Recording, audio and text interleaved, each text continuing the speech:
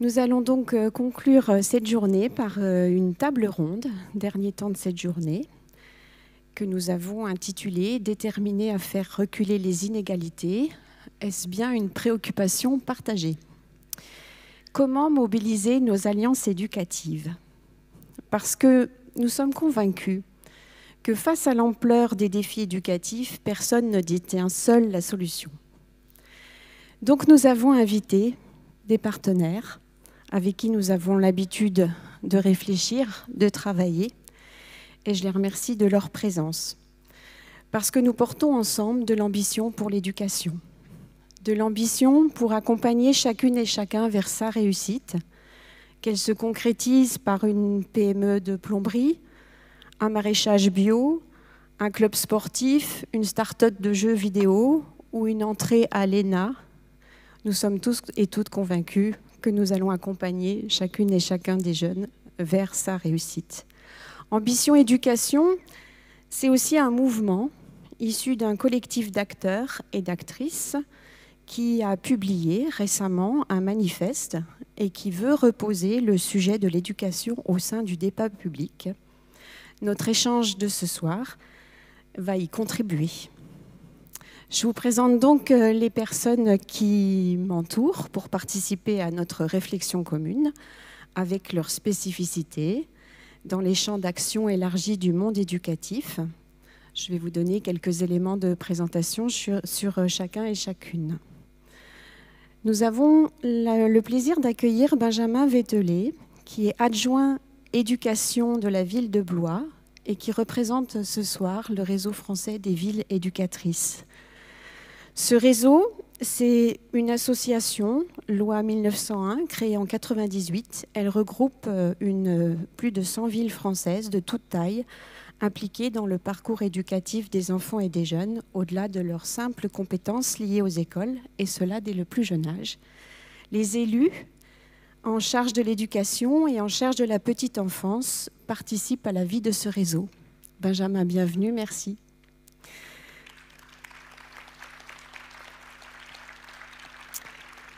À côté de Benjamin se trouve Carla Dugault, la coprésidente de la FCPE. La FCPE, c'est la première fédération des parents d'élèves, association aussi, loi 1901, reconnue d'utilité publique. La FCPE est un vaste réseau de parents d'élèves, adhérents et élus dans tous les niveaux de l'enseignement public, sur l'ensemble du territoire et même dans l'AEFE. La FCPE pèse parce que quelques 1 300 000 parents ont voté pour elle aux dernières élections scolaires. Bienvenue Carla.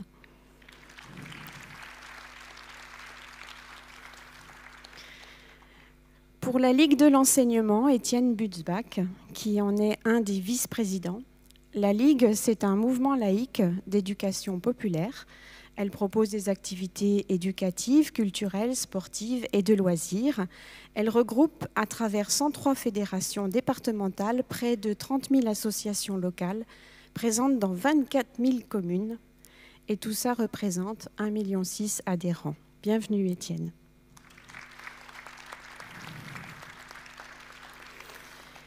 Et enfin, nous avons le plaisir d'accueillir Mélanie Chambon, qui est déléguée pour la Nouvelle-Aquitaine de l'AFEV.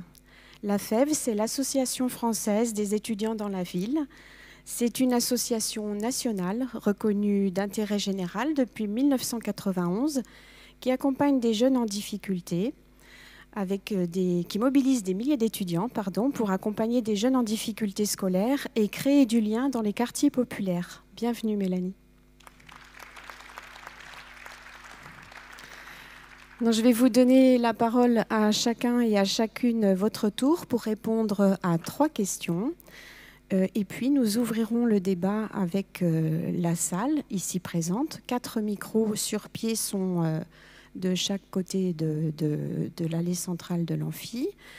Nous pourrons ainsi compléter la réflexion avec les participantes et participantes présents dans cet amphi à Poitiers. Je n'oublie pas que nous avons aussi des auditeurs qui nous suivent de manière virtuelle, puisque cette table ronde est rediffusée en mode webinaire via l'application Zoom, et que Stéphanie s'occupe de récupérer les questions. Si jamais il y en avait, elle nous les fera passer.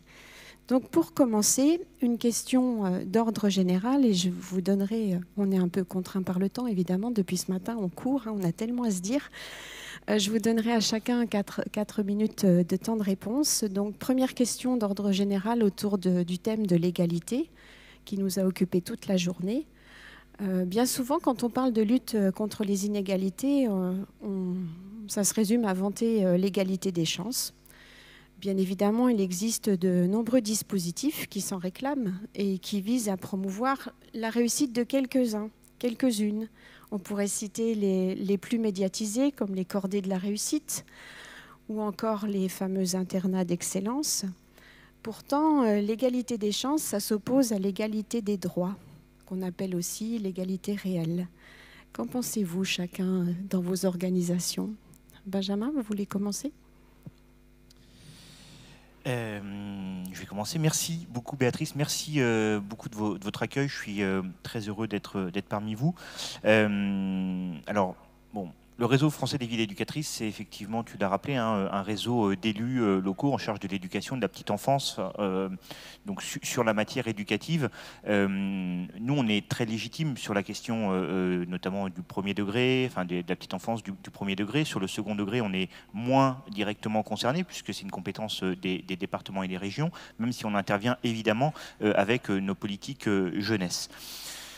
Quand tu évoques la question de l'égalité réelle, d'abord, ça fait du bien parce que ça repose une question de fond dans un débat éducatif national, enfin dans un débat politique global d'ailleurs, qui est quand même très dépolitisé.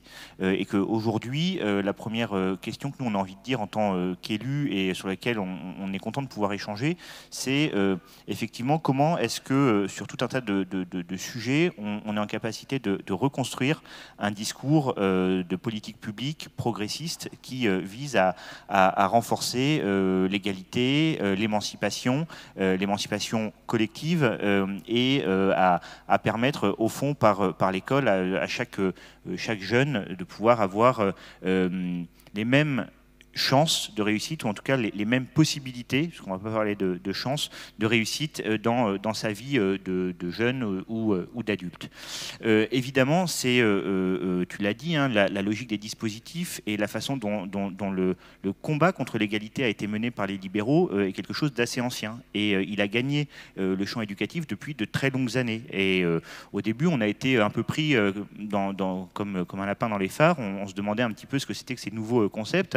Et on a été un certain nombre, y compris dans les acteurs engagés en faveur de l'égalité scolaire et de l'égalité éducative, on a été un peu appâtés par certaines choses. Moi, je me rappelle, il y a une vingtaine d'années, quand Richard Descoings, il est arrivé avec ses conventions ZEP pour dire on va aller faire réussir quelques gamins de ZEP, on va aller les prendre dans quelques lycées, on va les amener à Sciences Po Paris, et puis on va régler le problème de l'égalité avec ces quelques gamins-là. On a été un certain nombre, y compris dans les organisations qui militaient pour l'école, à se dire peut-être qu'il faut regarder ce sujet-là. Et au fur et à mesure, la logique que je qualifierais d'un petit peu libérale, elle a gagné l'école. Et nous, dans les collectivités, on voit aussi sur le territoire que les collectivités ont participé de cette logique-là en déléguant certains combats à des entreprises plutôt privées. Donc sur la question de l'égalité, il est important de remener effectivement cette bataille. Évidemment, il est important quand on traite de la question de l'égalité de se dire que l'école, elle n'est pas non plus responsable de tous les maux de la société, notamment de toutes les inégalités. L'école, elle prend sa part, elle fait son travail, mais, et nous on est bien placés pour le voir, dans certains territoires, c'est l'école effectivement qui est souvent pointée du doigt, alors même que la question du logement, la question de l'accès à la santé, la question de l'accès au sport, de l'accès à la culture, ce sont des questions qui participent justement de l'entretien des inégalités.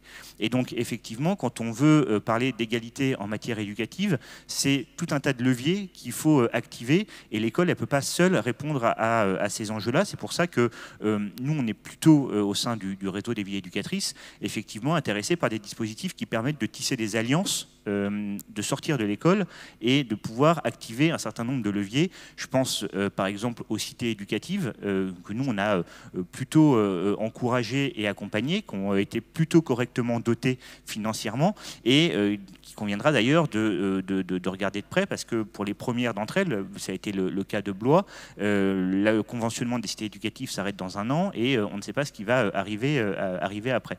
Et quand on veut mener des combats de lutte contre les inégalités ou en faveur de l'égalité, on a besoin de travailler sur la longue durée.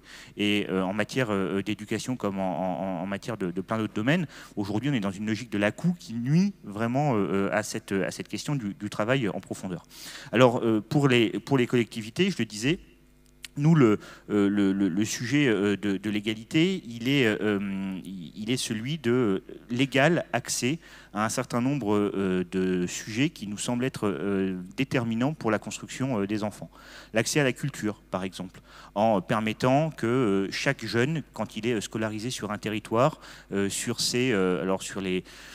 sur les années qui passent à l'école élémentaire, par exemple, ils puissent avoir la possibilité de rencontrer les enseignements artistiques et musicaux d'un conservatoire qui est bien souvent, sinon, réservé à une petite élite de centre-ville.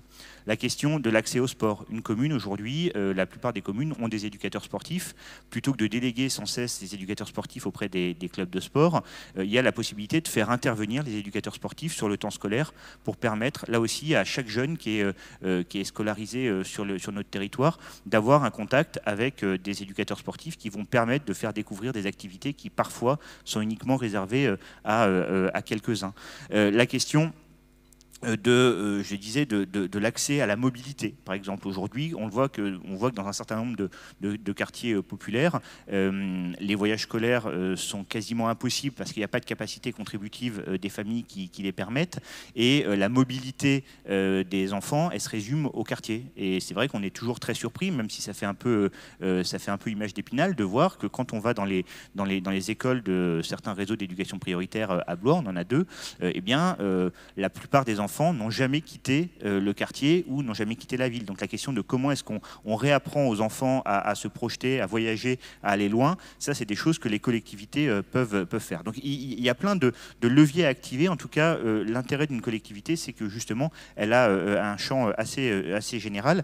Et nous, de notre point de vue, la question de l'égalité, c'est la question de la compensation. Et donc on assume de dire qu'à un moment donné, il faut donner plus à ceux qui ont le moins. Et donc il faut mener mais c'est peut-être le b.a.-ba, mais il faut assumer cette politique-là, de dire qu'effectivement, on fait des choix pour permettre à celles et ceux qui n'ont pas de capacité, encore une fois, contributive à travers leur famille ou qui n'ont pas forcément accès à des réseaux, eh bien, de pouvoir y avoir accès par l'intervention de la puissance publique. C'est quelque chose qui est assumé. Et puis la dernière chose que je voudrais dire en introduction, c'est que la question de l'égalité, c'est aussi assumer la question de la mixité et que ça, les collectivités, elles ont aussi des leviers, notamment parce qu'elles travaillent sur les questions de sectorisation scolaire et que la capacité des enfants à se mélanger selon leur âge, selon leur sexe, selon leur religion, selon leur origine, est également un élément extrêmement important pour agir en faveur de l'égalité.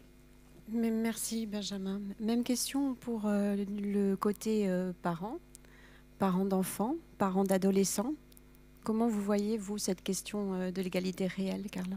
Alors, déjà, je vais dire bonjour à tout le monde et ensuite dire aussi que je suis ravie d'être avec vous et merci pour l'invitation. Pour répondre à cette première question, c'est très clair, en fait, la FCPE défend l'égalité des droits. Là-dessus, on a toujours été très clair. C'était même notre angle d'interpellation lors des dernières élections présidentielles déjà. Donc souvent, d'ailleurs, dans le domaine de l'éducation, on ne fait que répéter beaucoup de choses ou en tout cas à nouveau proposer des solutions qui n'ont jamais été mises en œuvre. Et ce sera toujours notre combat, en fait, dans les années futures à la FCPE, c'est construire aussi son projet de vie au travers aussi sa scolarité, ses apprentissages péri- et extrascolaires, est un devoir d'exigence de l'État.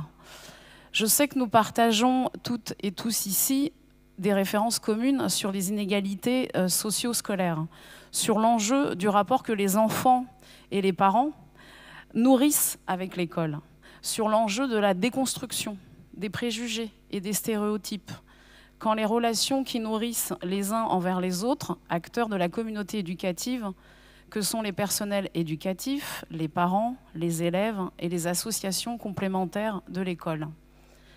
Avec la crise sanitaire, les inégalités socio-scolaires se sont aggravées.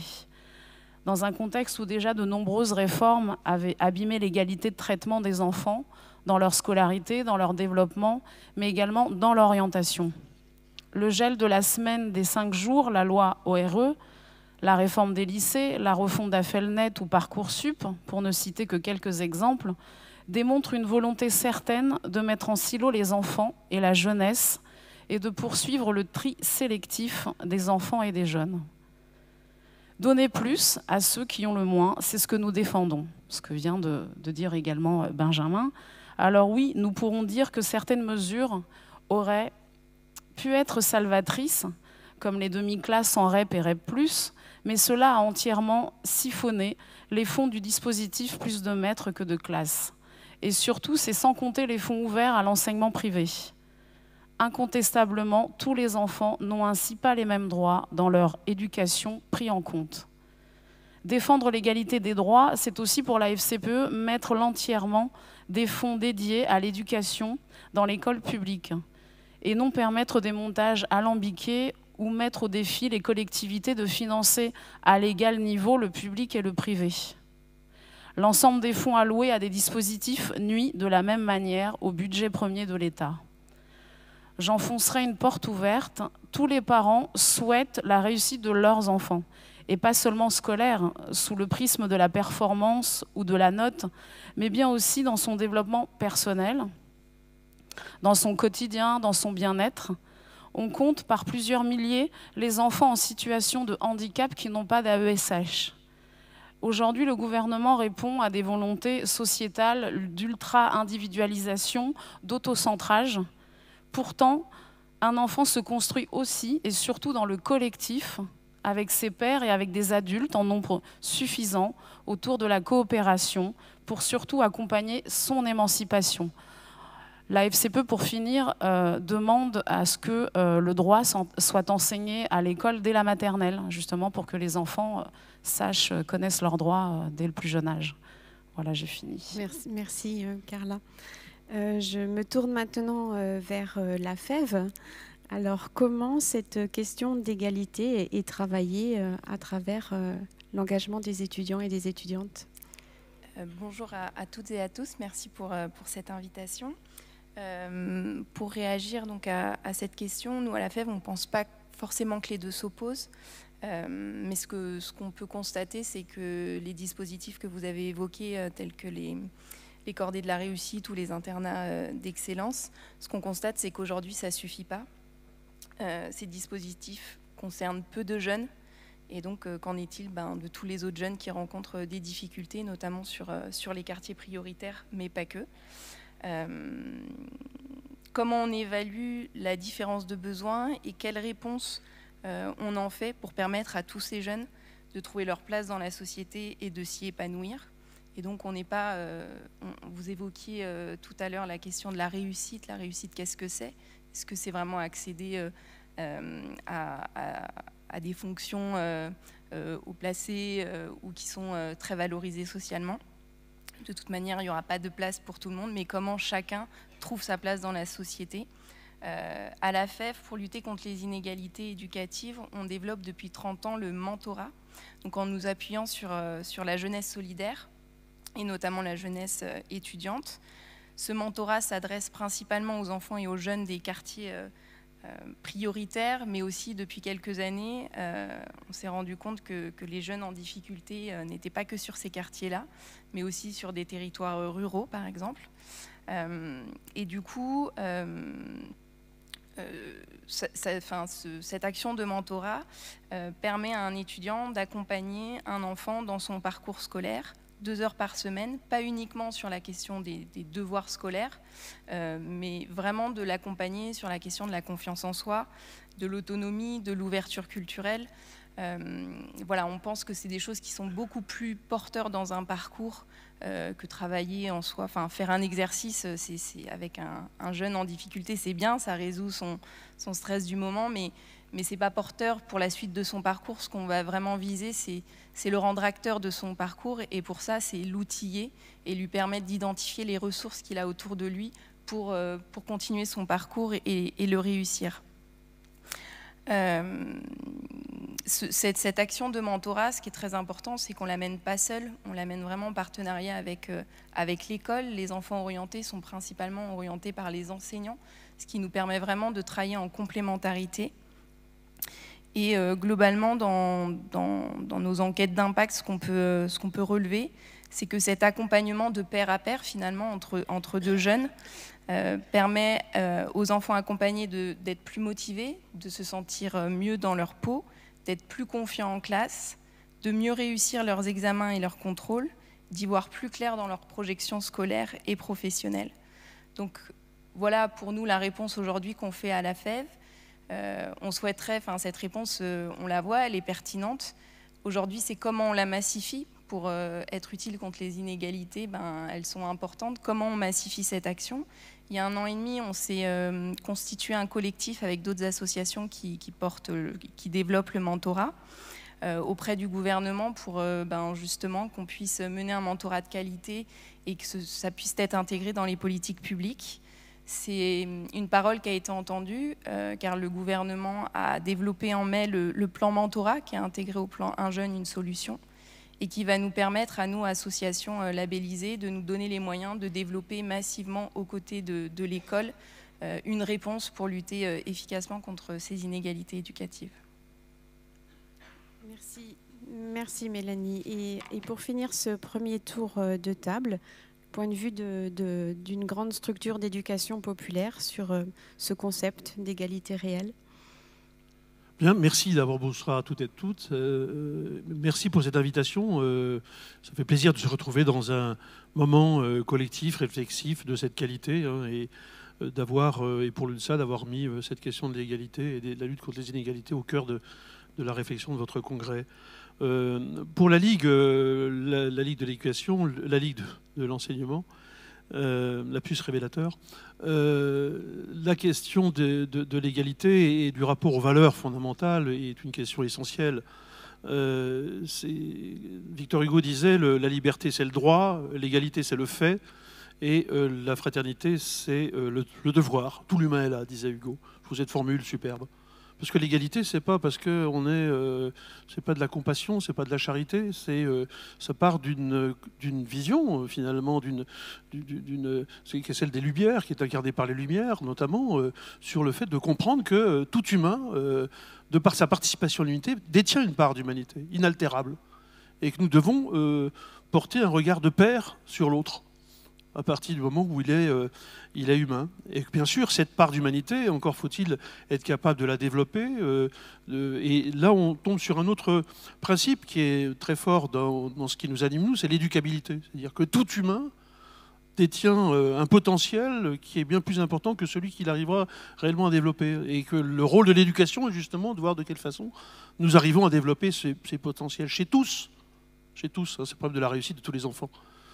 Qui est en fait un slogan qui est utilisé, mais en fait, beaucoup de un certain nombre de ceux qui l'emploient sont persuadés du contraire. C'est qu'il y a les bons et il y a les mauvais, il y a ceux qui ont du talent et les autres.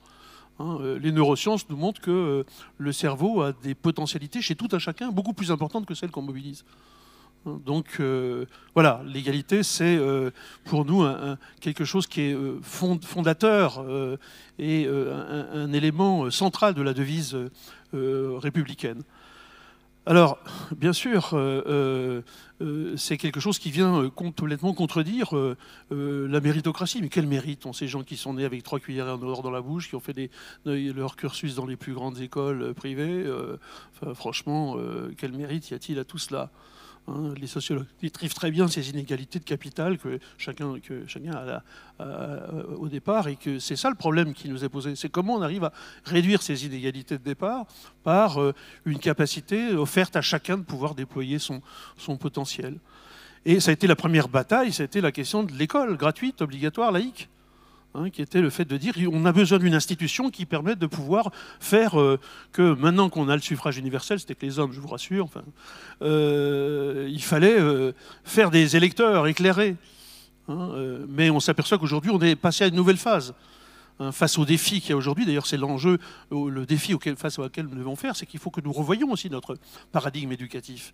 Hein, face aux défis écologiques, face à la question de la crise de la démocratie, la montée de l'autoritarisme, face à la question du numérique et le fait que ça peut être un formidable instrument d'échange comme un formidable asservissement, le repli sur soi ou l'éclatement du collectif social. Donc on voit bien qu'on a aujourd'hui des défis éducatifs majeurs qui renforcent d'autant plus la nécessité de penser cette éducation qui permette, je répète, à tout à chacun de s'émanciper et de pouvoir trouver sa place dans la société et d'un minimum maîtriser son destin.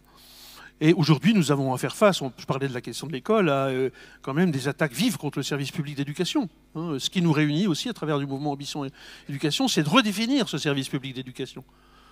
J'étais dans un atelier sur la mixité, on voit bien qu'on évoquait ça. Pas d'égalité sans mixité, sans la confrontation positive aux autres, enfin, je veux dire, et ce rapport aussi à la diversité. Donc on voit bien que là, il y a aujourd'hui urgence d'agir et que nous avons perdu du terrain ces dernières années. Hein. Il y avait, avec la loi de refondation de l'école, avec tout le développement autour de la question des rythmes, les 5 jours, 4 jours, Bérésina, de la communauté éducative. Hein, je veux dire, c'est le seul pays au monde dans lequel on pense qu'une institution aussi centrale que l'école peut très bien se faire sur 4 jours. Bon, enfin, on y reviendra. Enfin, c'est pas la question d'aujourd'hui, mais je pense qu'on a là, on est quand même, on sait bien ceux qui vont le plus souffrir de cette organisation d'école. Donc, il faut qu'on se mobilise. Et pas seulement sur l'école, parce qu'on a aussi la grande, enfin, non pas de nouveauté, parce qu'on sait très bien que, et l'UNESCO le formule à travers les questions de l'éducation formelle, non formelle, informelle, c'est que dans cette articulation de l'ensemble des temps de l'enfant et du jeune, et de l'adulte aussi, parce que c'est le problème de l'éducation tout au long de la vie, cette question de l'éducation donc, est une question extrêmement importante, qui ne peut pas être laissée au marché, hein, et qu'il est important que nous puissions nous réapproprier.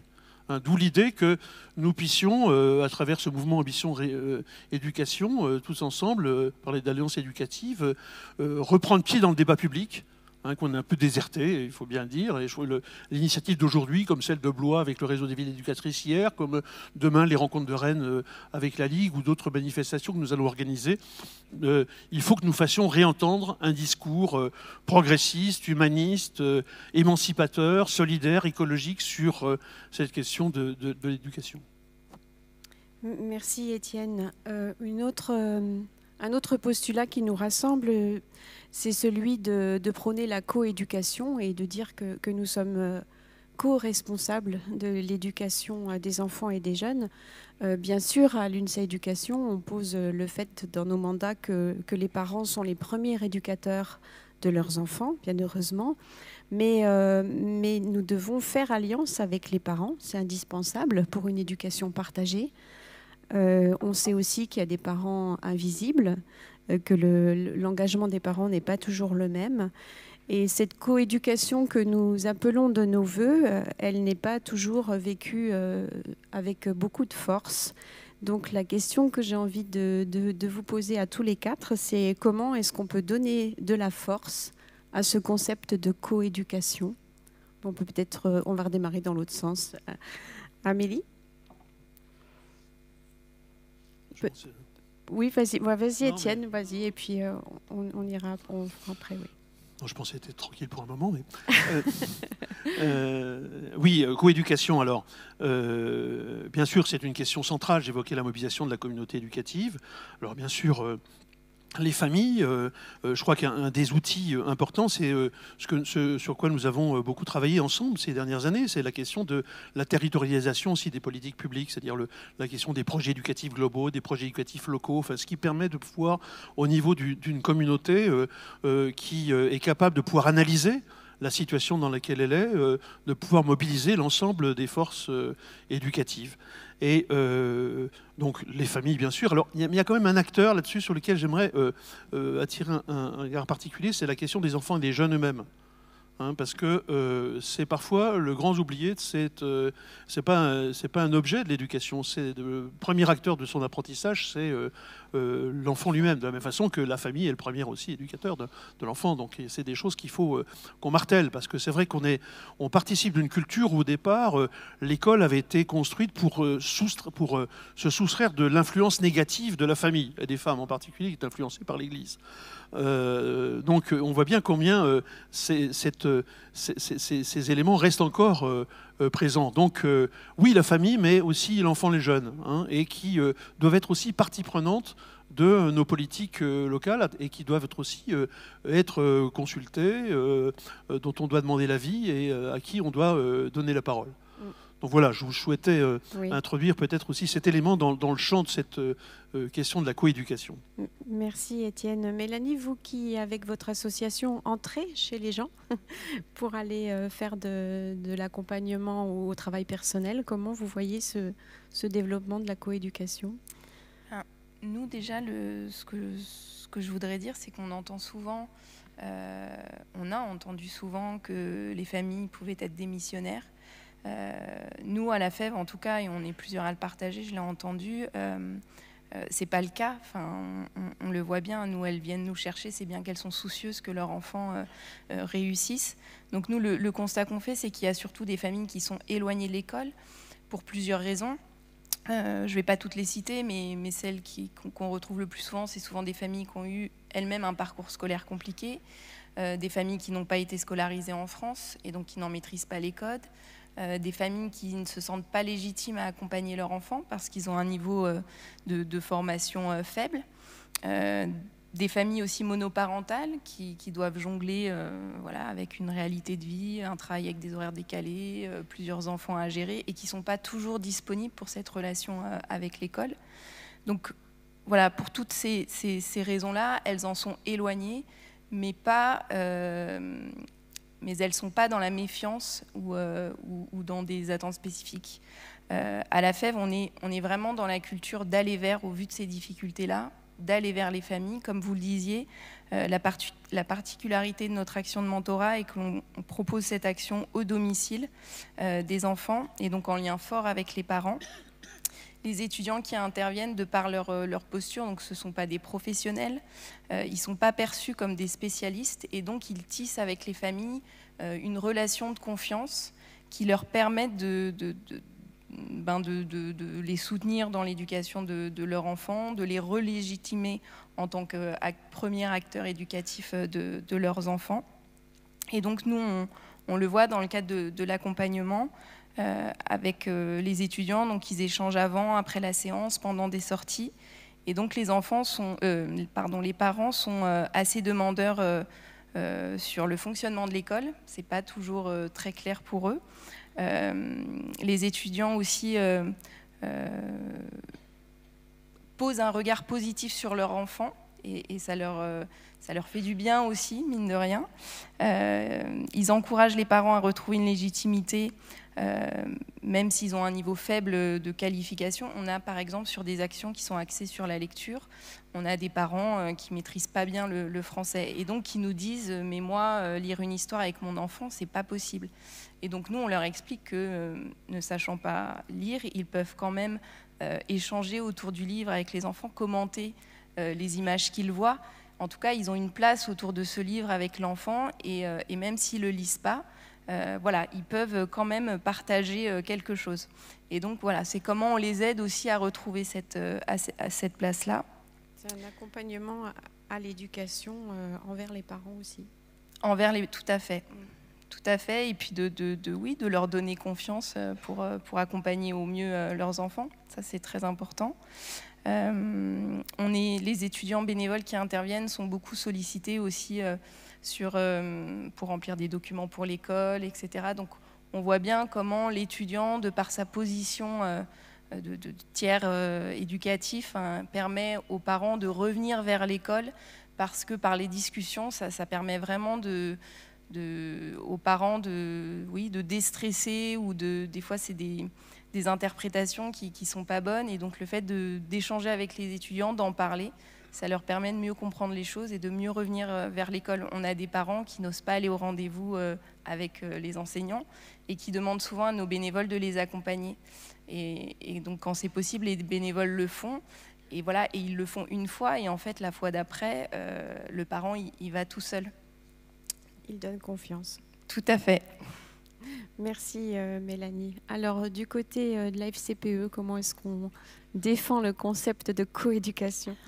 En tout cas, c'est bien de poser la question et d'en parler, parce que c'est vrai que la coéducation est centrale dans tout ce qu'on fait au quotidien, mais on doit toujours se battre pour, en tout cas, peut-être l'expliquer ou la rappeler, et c'est bien dommage. En tout cas, nous, à la FCPE, voici comment nous présentons la définition que nous posons aux parents sur le terrain avant de décliner plus en aval les échanges. Enfin, en tout cas, ce que je vais dire. Donc, coéduquer à la FCPE, la définition, c'est partager l'acte éducatif et les responsabilités éducatives avec tous les acteurs éducatifs qui s'occupent de mon enfant quand je leur confie. Voilà. Ensuite, bon, moi, je ferai un petit pas de côté. La FCPE ne parle jamais de faire alliance avec les parents, même si nous comprenons l'usage de ce mot par nos associations partenaires. La coéducation à la FCPE, ce n'est pas qu'un concept. Il est le moteur de 75 ans de militantisme, puisque la FCPE existe depuis 75 ans. Les parents ont une place dans l'école, mais surtout, la FCPE défend le rôle des parents dans les politiques éducatives, dans la démocratie scolaire, dans les lieux éducatifs et le rôle des élèves dans celle-ci, en plus de leur propre engagement dans leur scolarité. Nous parlons de sentiment de légitimité, de connaissance ou d'appropriation des codes et de l'école, de la culture, de l'institution scolaire, ce que vous avez évoqué aussi. Voilà, et la question de la confiance. Nous parlons de sentiment d'appartenance et de confiance. Et ça, c'est très important, car les parents à la FCPE ont des interactions propres autour de la scolarité et du bien-être de leurs enfants, mais surtout, ils peuvent trouver, ressourcer, collaborer, s'entraider avec les autres parents, élus ou pas. En fait, voilà, on est avant tout des parents. À la FCPE, nous faisons toujours le pari du collectif. Et c'est à ce titre que collectivement, en s'accompagnant, les parents regagnent leur légitimité. Et ça, c'est très important justement pour davantage s'investir. Donc, par exemple, je prends un exemple. La FCPE est née en 1947. C'est en 1947, pardon. C'est en 2016 qu'enfin les espaces parents tant demandés par la FCPE ont vu un texte naître. Le texte, oui, la réalité est tout autre chose.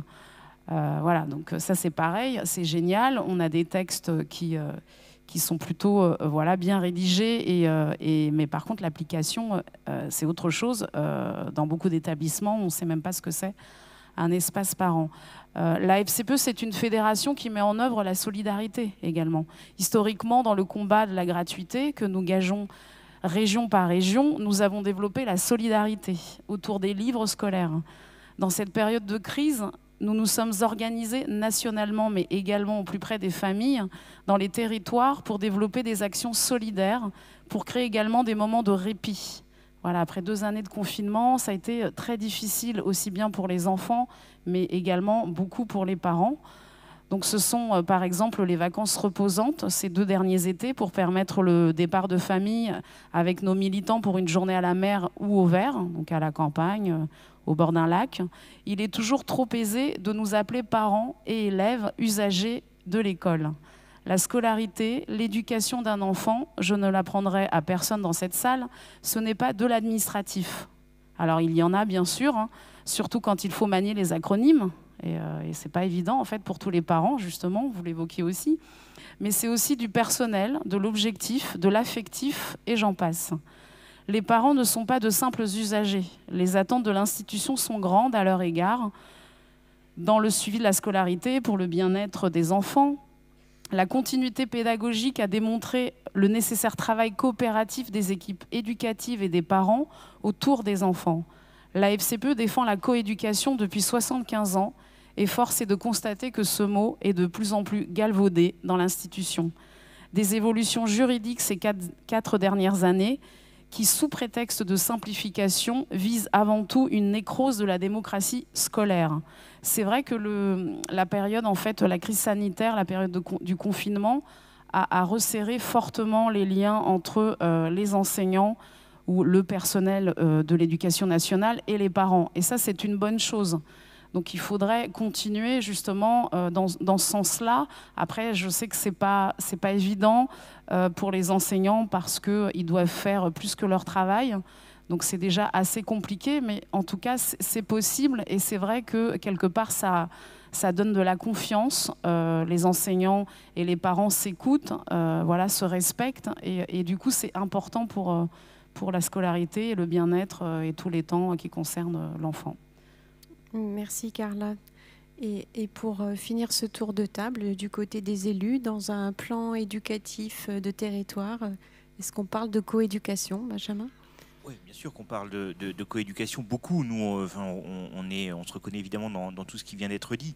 Après, le sujet de la coéducation et des difficultés qu'on peut rencontrer parfois à la rendre effective, cette coéducation, ça renvoie aussi aujourd'hui aux questions démocratiques que nous rencontrons. On vit plutôt dans un moment de crise démocratique où beaucoup de personnes se posent la question de à quoi ça sert même pas de s'engager, à quoi ça sert de participer, à quoi ça sert d'aller prendre du temps pour aller échanger et pour aller construire avec autrui. Et donc, dans ces conditions-là, faire de la coéducation, c'est extrêmement difficile. La question de comment est-ce qu'aujourd'hui on a perdu le sens du collectif, c'est aussi quelque chose qui impacte directement les enjeux de coéducation. On voit de plus en plus de parents, mais aussi de professionnels qui se définissent par « moi dans ma situation » et qui commencent leur phrase comme ça. « Moi dans ma situation, moi dans ma réalité, à quoi bon aller passer du temps à échanger, construire avec quelqu'un d'autre ?» Alors, à quoi bon passer du temps ? On peut faire un peu évoluer, je trouve, ces représentations si les personnes qui s'engagent ont le sentiment que leur parole est prise en compte. Et si on arrive aujourd'hui dans un temps où la coéducation elle est difficile, c'est parce que peut-être que pendant trop longtemps, on a des personnes qui se sont engagées, qui ont essayé de construire du commun, et ce commun, il a volé en éclats par des décisions un peu unilatérales, parfois d'enseignants dans leur classe, parfois d'élus locaux sur leur territoire, parfois de ministres, souvent de ministres peut-être dans leur action nationale, mais on a dit circuler, il n'y a rien à voir. Au fond, on a fait de la concertation, mais nous, on avait déjà prévu de ce qu'on allait faire. Et je pense que la première chose à faire si on veut redonner du crédit à la coéducation, c'est de montrer que nous sommes à l'écoute. Et donc là aussi, au niveau local, nous, on essaie de pousser des projets, des sujets sur lesquels on peut justement créer du commun. Il y a évidemment la question de l'école, mais à côté de l'école, aujourd'hui, ou plutôt dans la matière éducative, il y a plein d'objets sur lesquels on peut créer du commun et on peut créer des expertises citoyennes qui permettent d'avoir des paroles très diversifiées et très riches. La question environnementale en est une, la question de l'alimentation autour de la restauration scolaire, c'est un sujet sur lequel on peut créer de la coéducation, parce que tous ces éléments-là, qui sont des éléments connexes au temps de classe, ça participe quand même au climat scolaire. Quand le temps du midi se passe bien, quand le temps périscolaire se passe bien, quand le temps de récréation se passe bien, on a souvent un climat scolaire qui est plus apaisé et une capacité à travailler dans de meilleures conditions qui est plus forte. Je donne un exemple qu'on a mené à Blois et qui a été mené dans plein de communes du réseau, autour, vous savez, de ce qu'on appelle les cours Oasis, la réflexion des cours d'école. Alors on peut dire c'est un gadget de refaire une cour d'école. N'empêche qu'aujourd'hui, nous, on a refait des cours d'école en essayant de prendre 3 clés d'entrée. Une clé d'entrée éducative. Est-ce qu'on peut avoir une cour d'école comme objet éducatif qu'on peut se réapproprier pour travailler autrement la question du genre, la question de la mixité, la question des différences d'âge?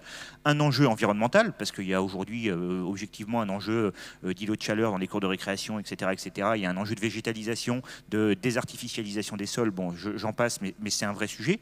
Et puis un enjeu démocratique. Dans quel lieu vous voulez construire et vivre ensemble? Vous, les enfants, comment vous voulez apprendre à jouer ensemble et à retravailler ensemble? Vous, les parents, qu'est-ce que vous imaginez comme espace d'interaction avec vos enfants? Et vous, les enseignants, comment est-ce que, les adultes d'ailleurs, pas que les enseignants, comment est-ce que vous voyez ce temps de récréation?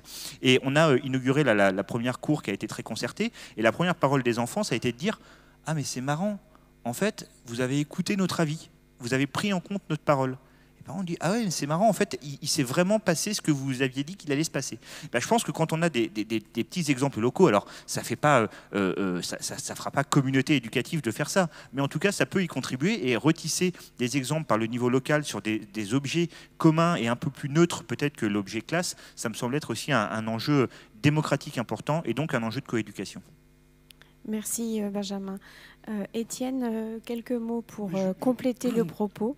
Un tout petit complément sur, je pense qu'il est extrêmement important que les institutions éducatives, dans le cadre de la coéducation, de la relation avec les familles, prennent en compte la culture des familles. Et je pense que la question notamment de la langue, du plurilinguisme et du rapport à la langue maternelle devrait être beaucoup mieux prise en compte. Enfin, ça fait partie, à mon avis, des pistes de réflexion qu'il faut qu'on ait sur cette relation pour une réelle coéducation. Merci. Alors, il est 16h55. Je vais à présent vous inviter, chers auditeurs, à poser des questions, à interagir avec nos 4 invités, à profiter de leur présence pour quelques minutes. Si vous avez encore un peu de cerveau disponible, encore un peu de questionnement qui vous taraude, c'est le moment d'en profiter. Enfin, vous pourrez aussi poursuivre un peu plus tard en buvant un verre, parce qu'ils vont rester avec nous quelques temps pour partager ce verre de clôture. Mais là, les micros sont ouverts. Il y en a 4, non 3, 1, 2, 3. Vous pouvez vous lever et venir au micro. Peut-être demander déjà à intervenir en levant la main. Je vous vois. Oui. Tu peux y aller, oui, vas-y. Nadia. Bonjour et merci aussi pour vos éléments à tous les 4. Je voulais savoir s'il existait des marqueurs, des indicateurs pour qu'on sache où on en est en fait de cette question de l'alliance éducative. Est-ce qu'il y a des territoires plus impactés que d'autres par le défaut d'alliance éducative?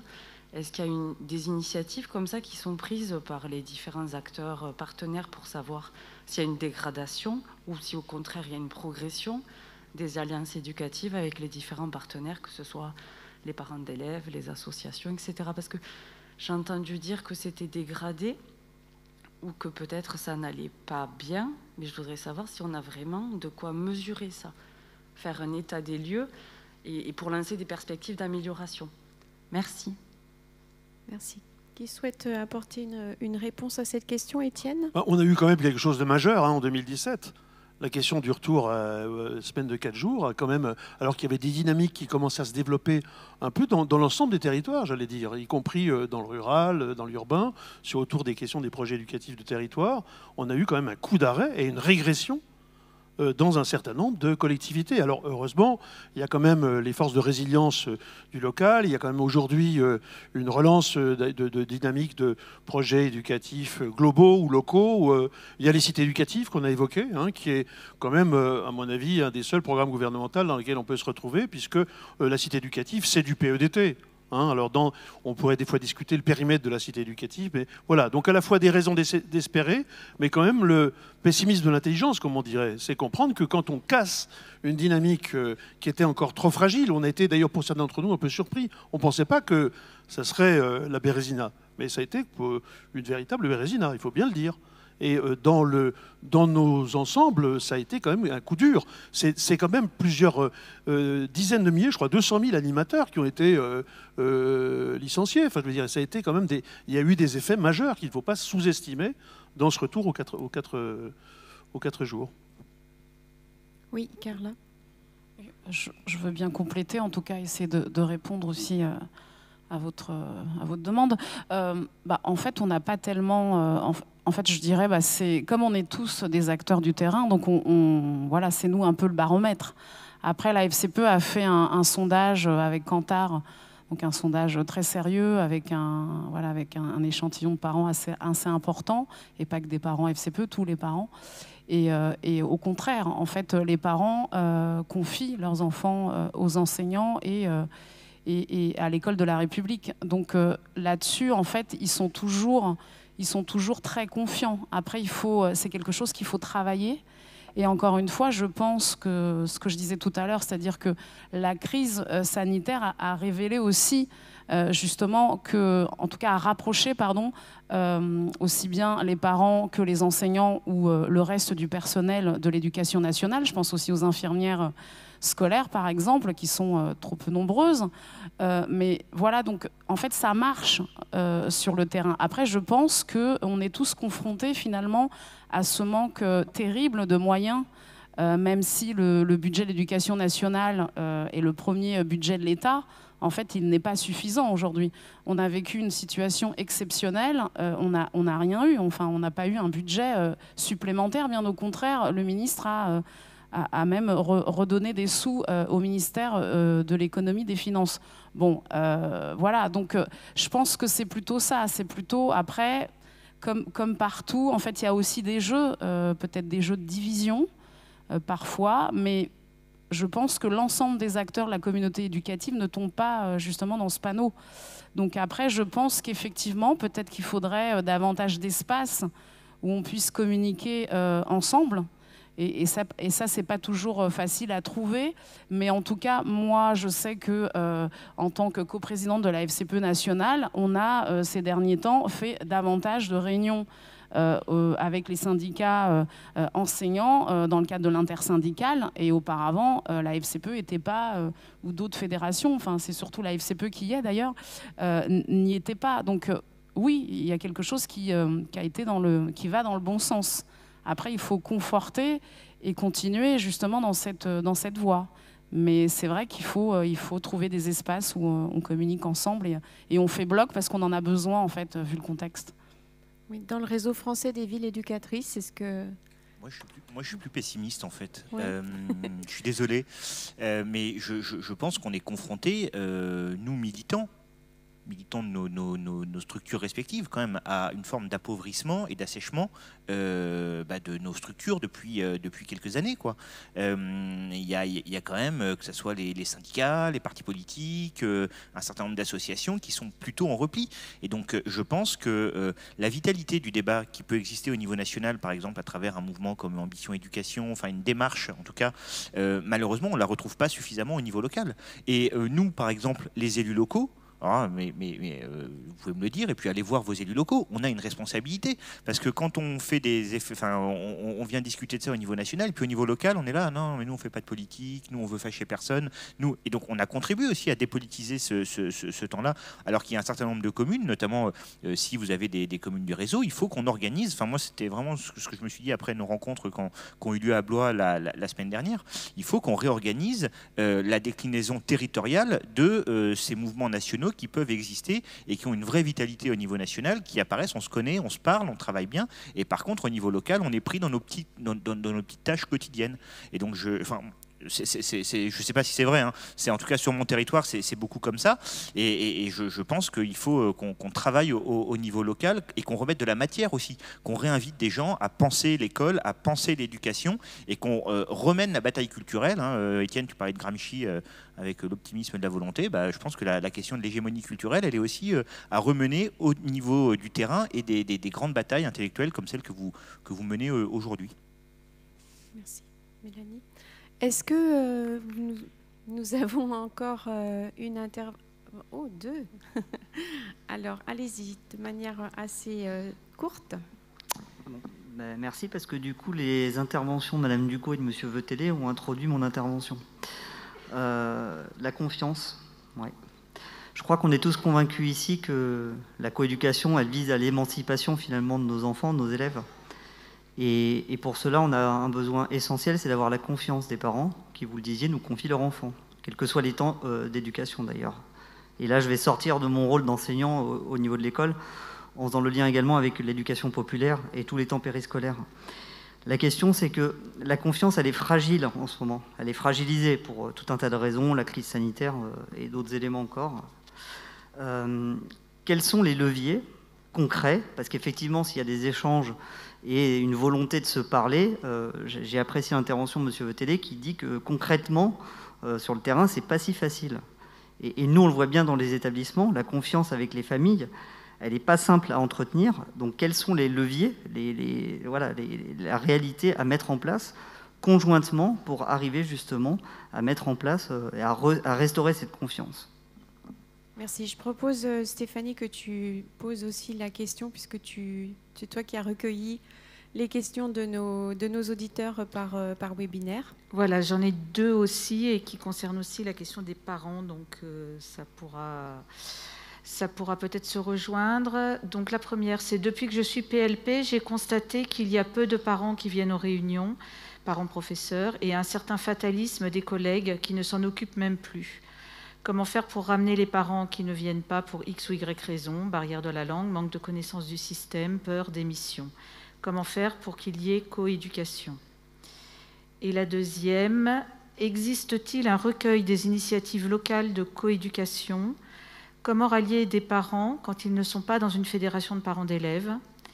Et alors, question difficile, puisque c'est la FCPE que nous avons ici. Que pensent les fédérations autres que la FCPE, si vous en savez quelque chose? Merci Stéphanie. Alors on va conclure cette table ronde en répondant à ces deux champs d'intervention. Donc Carla, si tu veux commencer. Oui. Alors en fait, je pense que c'est aussi notre rôle en fait sur la question de la confiance et de rester très positif. En tout cas, la FCPE n'a pas arrêté pendant ces 2 années très compliquées. Elle a toujours été au cœur du débat sociétal. D'ailleurs, elle s'est pris pas mal de coups à chaque fois, parce que justement, elle intervenait surtout. Oui, c'est vrai qu'il y a pas mal de personnes qui étaient peut-être épuisées, parce que c'est épuisant. Les parents sont épuisés aussi, les enfants, enfin voilà, c'est très global. Mais en fait, c'est à nous d'impulser justement des choses positives. Et c'est à nous, en fait, de faire des propositions, d'aller chercher finalement ces parents ou d'autres acteurs de la communauté éducative pour construire des choses ensemble. Parce que oui, évidemment, aujourd'hui, ou malheureusement, on est dans une société très individualiste. Alors peut-être que vous allez dire oui, c'est un peu mais en fait oui, en fait je pense qu'il faut de plus en plus, en tout cas des bénévoles comme moi ou d'autres acteurs comme Benjamin ou d'autres enfin il faut y croire pour le faire, parce que sinon ça serait compliqué. Donc sur la confiance, écoutez, en fait les parents oui, ils font confiance, ça c'est sûr, parce que comme je le disais tout à l'heure, les parents, ce qu'ils veulent, c'est que leurs enfants aillent bien, qu'ils réussissent, mais pas qu'ils réussissent au niveau scolaire, en fait, qu'ils réussissent finalement leur vie, qu'ils soient bien dans leur basket, et qu'on parle de plus en plus d'ailleurs d'épanouissement, parce qu'en fait, on oublie souvent cette question du bien-être, finalement, et c'est dommage. Donc, encore une fois, je pense que la question de la confiance, c'est un travail de longue haleine, ça c'est évident. Mais c'est un travail qui doit se faire au quotidien et pas de temps en temps ou quand il y a un sujet d'actualité qui fait que finalement on est presque obligé de se parler. Voilà, donc nous en fait à la FCPE on a fait beaucoup de choses avec l'ensemble des acteurs. Encore lors de notre dernier congrès, on a écrit un manifeste en fait avec l'ensemble des acteurs de la communauté éducative. Enfin, il y a plein de choses qui se passent quand même sur le terrain. Après, vous avez raison, il y a des parents dont l'école s'est éloignée en fait d'eux parce que finalement, je parlais tout à l'heure des espaces parents dans les établissements, donc c'est super, on a un texte de loi qui dit qu'il faut des espaces parents dans les établissements, mais en fait, il n'y en a pas. Donc il faut les mettre en place. Après, oui, il y a une organisation, il y a un travail à faire avec l'ensemble des acteurs de l'établissement ou des établissements concernés. Et oui, il faut du temps, il faut du dialogue, de l'explication, de la sensibilisation. Et en fait, ces parents viennent petit à petit. C'est vrai qu'il y a des parents qui sont très loin des codes du système éducatif français, qui est très compliqué à comprendre. Vous voyez, quand les familles arrivent au niveau de Parcoursup, mais en fait, il faut avoir une formation. En fait, ceux qui s'en sortent le mieux, finalement, on le sait aujourd'hui, c'est les enfants d'enseignants ou les enfants de parents qui sont dans des associations ou qui s'intéressent en tout cas aux politiques éducatives. Enfin, c'est pas normal. Voilà, c'est la question de l'orientation aussi. Cette question de l'orientation, finalement, des heures sont normalement prévues pour parler orientation avec les lycéens. Et en fait, il n'y a pas d'heure d'orientation sur la question de l'orientation. Donc, vous voyez, c'est tout ça, en fait, qu'il faut changer, Il faut réinventer l'école, ça on est bien d'accord. En fait, on est tous en train de réfléchir depuis très longtemps. Après, je pense qu'on peut y arriver, en fait, finalement, à réinventer cette autre école, où justement on construirait une école qui partirait des élèves qui ont plus de besoins en fait en termes d'accompagnement. Ça serait une école qui irait bien à tout le monde, même aux élèves qui sont peut-être plus autonomes ou plus, voilà, qui ont plus de facilité avec les apprentissages. En fait, c'est une école qui irait bien à tout le monde. Sauf qu'en fait, il faut que l'ensemble des acteurs de la communauté éducative, et même au-delà, s'empare de cette volonté. On n'en est pas encore là, donc il faut continuer. Je crois que je n'ai peut-être pas répondu à tout, mais merci voilà. Carla. Est-ce que quelqu'un veut ajouter quelque chose? Sinon, on en arrive tranquillement à la conclusion. Étienne, quelques mots? Non, mais juste sur les leviers, c'est qu'ils sont au moins de deux sortes. Hein. Il y a le levier national qu'on évoquait, c'est-à-dire cette bataille pour la reconquête de l'hégémonie qu'on évoquait tout à l'heure, avec le fait de reprendre pied sur ce débat national, mais aussi sur la question de la capitalisation, de la valorisation de ce qu'on fait les uns les autres sur le terrain, la FEV, mais aussi nous tous. Je crois que c'est important effectivement de faire connaître ces choses-là. Je fais une petite page de pub pour les rencontres nationales d'éducation qui se tiendront à Rennes le 12 et 13 janvier prochain. Vous êtes tous invités.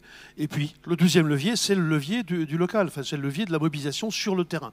Et là, je crois que ce qui est très important, c'est de prendre en compte, c'est que nous avons des alliés. Nous, syndicats, associations, c'est les élus. Hein, moi, il y a au moins une raison d'espérer, c'est que, tu vois, on fait beaucoup d'espoir là-dessus. Les dernières élections municipales ont été intéressantes de ce point de vue. C'est qu'il y a quand même des équipes qui arrivent, notamment dans des villes significatives, mais aussi dans des plus petites communes, qui ont fait de la question de l'éducation une priorité. Je crois qu'il faut qu'on se saisisse de cet espace. J'évoquais aussi le travail qui est mené par un certain nombre de conseils départementaux sur les questions de mixité, à Toulouse, par exemple. Voilà, là, on a des leviers possibles. Et il faut que, avec ces partenaires, nous fassions valoir aussi que nous ne sommes pas des prestataires, mais nous sommes des partenaires, hein, et tout à fait décidés à vouloir construire ces alliances éducatives qui sont indispensables pour pouvoir avancer. Merci. Benjamin, tu voulais dire un dernier mot? Non, merci beaucoup pour merci. votre invitation. C'est le dernier mot. Je vous remercie sincèrement chacune et chacun d'entre vous pour avoir contribué à notre réflexion collective. Voilà, on a réussi à faire notre premier rendez-vous des métiers de l'éducation. On a au moins 10 000 sujets pour les 10 ans à venir, pour en faire d'autres. J'appelle à venir conclure cette journée Frédéric Marchand, secrétaire général de la Fédération UNSA Éducation. Merci à vous.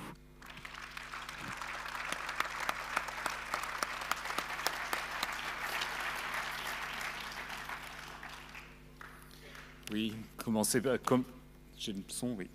Commencer par ça, effectivement, par dire merci, Béatrice. Merci à tous nos invités qui ont participé aujourd'hui. Enfin, Joanny Caillouette-Ramblière et Benjamin Moignard ce matin. Tous ceux et toutes celles qui ont aussi contribué à nos 5 ateliers. Hein. Enfin, Étienne qui est à nouveau là parmi nous ce soir, mais tout à l'heure au titre du CNESCO et là au titre de la Ligue.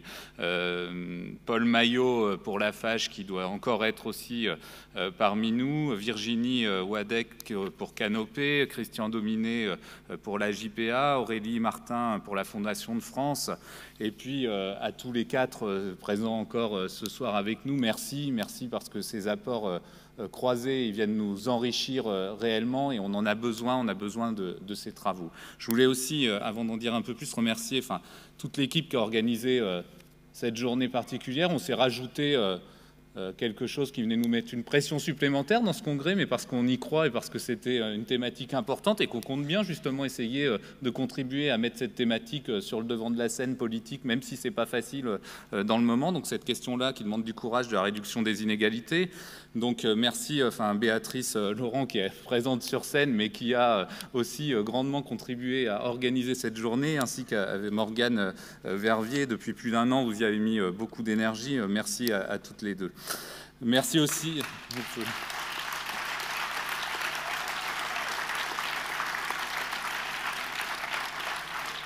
Et après, nous avons la chance, ça reposait aussi sur toute une équipe que vous avez pu voir dans les différents ateliers, et puis aussi Denis Adam, notre délégué général du centre de formation Henri Ecpers, qui a bien animé notre matinée en plénière. Donc je vous remercie toutes et tous. On a aussi tous nos partenaires qui ont contribué, qui sont toujours là dans notre soutien, à la fois sur nos projets éducatifs, l'ANATEP, la NCV, Arzevi, la CASDEN, la MAE, la MAIF, la MGEN et aussi la mairie de Poitiers, dont la maire est venue dire un mot ce matin, qui ont participé aussi en soutien financier aussi à l'organisation de cette journée. Donc je les remercie. Et puis, enfin, parce que je crois que c'est aussi peut-être le plus important, c'est je vous remercie toutes et tous, celles et ceux présents ici et celles et ceux qui sont en visio, parce que c'est aussi la richesse aussi des échanges qu'on peut avoir dans les différents ateliers, les richesses qu'on peut avoir des discussions qui se passent dans les couloirs, dans les repas, et aussi vos questions, et les questions peut-être aussi avec lesquelles vous repartirez, qui font qu'on réussit ces journées et qu'on progresse. Donc merci à vous toutes et tous. Mais j'ai envie de dire, j'attends aussi, et je pense que c'est là, et je recommencerai par là, même si ce n'est pas ce que j'avais prévu, je pense qu'il y a une question aussi du local. À un moment donné, et vous m'avez peut-être déjà entendu le dire pour certains, je ne souhaite pas qu'on refasse un appel de Bobigny à un moment donné, où on a nationalement, avec plusieurs organisations, vraiment construit quelque chose qui était très bon, sauf qu'on n'a jamais réussi à le faire vivre et à le faire porter dans les territoires. Pour ça, moi, ce que je pense, c'est qu'il faut vraiment que localement, on s'empare avec les élus, les partenaires associatifs pour des actions concrètes au niveau local sur ces questions-là. Et nous, syndicalement, on a notre place aussi là-dedans, notre rôle à jouer. Donc moi, je vous encourage toutes et tous sur vos territoires à nouer des contacts, à créer ces liens-là. Alors, ça rejoint aussi ce qu'on avait travaillé hier matin dans le congrès sur la question de l'influence et du partenariat. Mais ce sont vraiment des éléments essentiels, je pense, pour ce que nous, à l'UNSA Éducation, nous faisons. Et s'il y a des collègues ici qui ne sont pas à l'UNSA Éducation aussi, moi, je crois que voilà, quand on est intéressé par ces questions-là, c'est important d'aller s'en emparer localement et d'agir.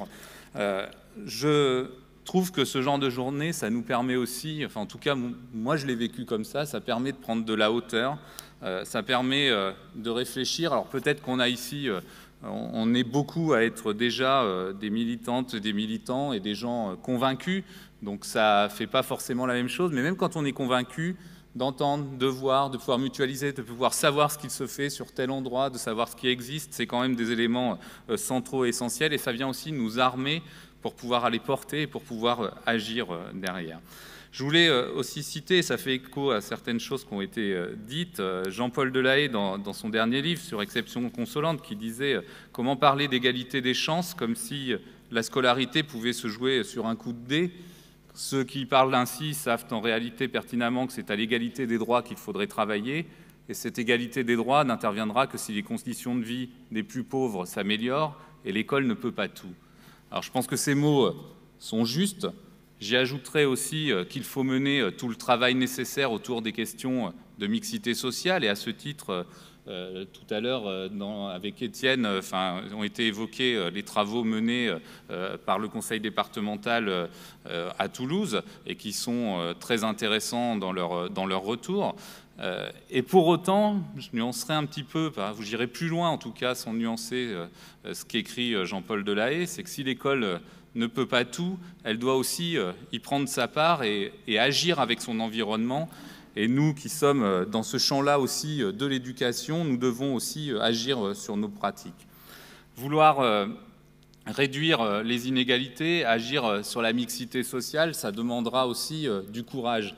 Du courage pour les acteurs et les acteurs politiques en premier lieu, mais aussi, je pense, quand on parle d'un point de vue qui est le nôtre à l'UNSA Éducation, du courage aussi d'un point de vue syndical, parce que ça bougera et ça bousculera aussi nos pratiques. Et moi, je pense vraiment qu'à l'UNSA Éducation, on a cette capacité à aller interroger nos pratiques, à venir peut-être bousculer un petit peu aussi certaines choses qui ne sont pas simples, qui interrogeront les questions de mobilité, de carrière, par exemple. Et il faudra pouvoir le faire, il faut s'en saisir. Et moi, je souhaite qu'on en soit, en tout cas, qu'on ait ces discussions, qu'on les poursuive à l'interne, parce que c'est important. Je voulais aussi citer, ça fait écho à certaines choses qui ont été dites, Jean-Paul Delahaye dans son dernier livre sur Exception consolante, qui disait « Comment parler d'égalité des chances comme si la scolarité pouvait se jouer sur un coup de dé ». Ce qui parle ainsi savent en réalité pertinemment que c'est à l'égalité des droits qu'il faudrait travailler. Et cette Je vais partir sur un plan un peu personnel parce que moi, ce genre de journée, j'en sors regonflé. C'est sans doute le militant que je suis ou le CPE qui ressort et le sens de mon engagement premier dans toutes ces fonctions-là, que ce soit le moment où je suis devenu CPE ou le moment où je suis devenu militant, parce que c'est bien pour ces questions-là, pour la question de vouloir réduire les inégalités au travers de l'école que je me suis engagé. Et elles font du bien, ce genre de journée-là, elles font du bien parce qu'on entend des actions concrètes, on entend des gens qui ont encore envie, qui sont mobilisés, là où parfois, dans les discours nationaux, on peut entendre des visions rétrogrades et refermées sur elles-mêmes de l'école. Ici, on entend des choses qui sont ouvertes, qui parlent d'une éducation, qui parlent de coéducation et qui donnent envie et qui ont cette ambition-là d'agir sur les inégalités sociales et scolaires, et ça fait vraiment du bien. Alors, pour nous, à l'UNSA Éducation, cette journée, c'est aussi l'opportunité de nourrir notre action. Béatrice le disait, on a beaucoup de matière aussi sur des journées comme celle-ci. On n'en restera pas là. Notre ambition à nous aussi, c'était de pouvoir utiliser ces journées pour pouvoir contribuer à faire entendre ce débat-là dans le cadre aussi de la présidentielle, d'y contribuer. Alors c'est avec d'autres, hein, vous citiez ce qui s'est passé à Blois récemment, tu parlais Étienne de ce qui va se passer à Rennes, on a d'autres éléments aussi prévus dans le cadre d'Ambition Éducation, mais on a d'autres structures et il faut absolument qu'on puisse y contribuer à faire entendre notre voix nationalement, mais je le redis aussi, je pense que ça se joue aussi dans les territoires.